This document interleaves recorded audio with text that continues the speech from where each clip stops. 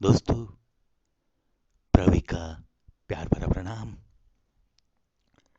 चलो अंदाज शायराना शुरू करते हैं। जो बिन कहे सुन ले, वो दिल के बेहद करीब होते हैं। जो बिन कहे सुन ले, वो दिल के बेहद करीब होते हैं।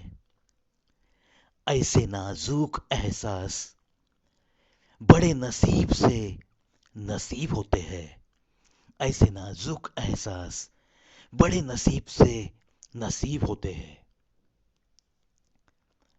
ऐसे ही एहसास आपके आसपास जिंदगी के आखिर तक जरूर रहे। यही मेरी आज की ये पहली पंक्तियां सुनाने के बाद की मेरे सारे चाहने वालों को तहे दिल से शुभकामनाएं। हम आईना है, आईना ही रहेंगे। फिक्र वो करे जिनकी शक्ल में कुछ और दिल में कुछ और है। निकले हम दुनिया की भीड़ में तो पता चला कि हर वो शख्स अकेला है जो दूसरों पर भरोसा करता है। क्या बात है। निकले हम दुनिया की भीड़ में तो पता चला कि हर वो शख्स अकेला है जो दूसरों पर भरोसा करता है। दिलों के बंधन में दूरियां नहीं गिनते। जहां हो उम्मीदें, वहां मजबूरियां नहीं गिनते। जहां हो उम्मीदें, वहां मजबूरियां नहीं गिनते। ख्वाबों के पीछे जिंदगी उलझा ली इतनी कि हकीकत में रहने का सलीका ही भूल गए, सलीका ही भूल गए। देखो दोस्तों, सपना, ख्वाब, ये उनकी उनकी जगह पे रखो। अगर सपने में ही रहने की आदत हो गई तो आप हकीकत का सामना नहीं कर सकते। ये जरूर सच है कि ख्वाब देखने चाहिए। कोई बड़ा सपना दिल में होना जरूरी है। उसका पीछा करते करते जिंदगी जीने का सही मजा भी आता है। लेकिन ख्वाबों की दुनिया में ही मशगूल रह के बिना कुछ कोशिश किए हुए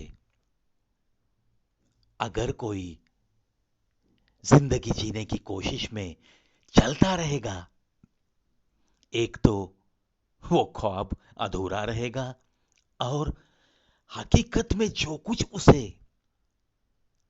संकट आएंगे उनका भी सामना करने की उसमें कोई ताकत नहीं रहेगी।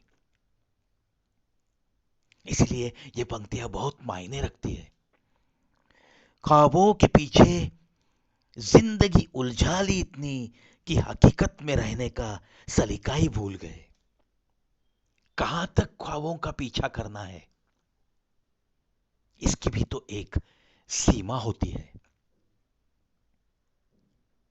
कभी कभी हमारे पास जो है वो ही बहुत कुछ है, उतना भी कुछ लोगों को नसीब नहीं होता। ऐसी बातें दिल को समझानी पड़ती है, नहीं तो हकीकत में रहने का सलीका ही भूल गए, ऐसी नौबत जरूर आ सकती है। चलो मुड़ते हैं आगे।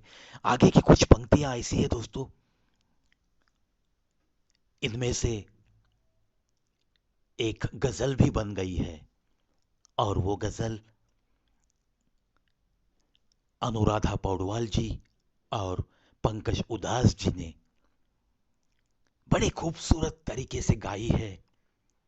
एल्बम का नाम है आशियाना। अगर कभी मिले आपको फुर्सत तो जरूर इन पंक्तियों के साथ शुरू होने वाली वो गजल जरूर सुनो दोस्तों। पंक्तियां क्या है वो सुनाता हूं।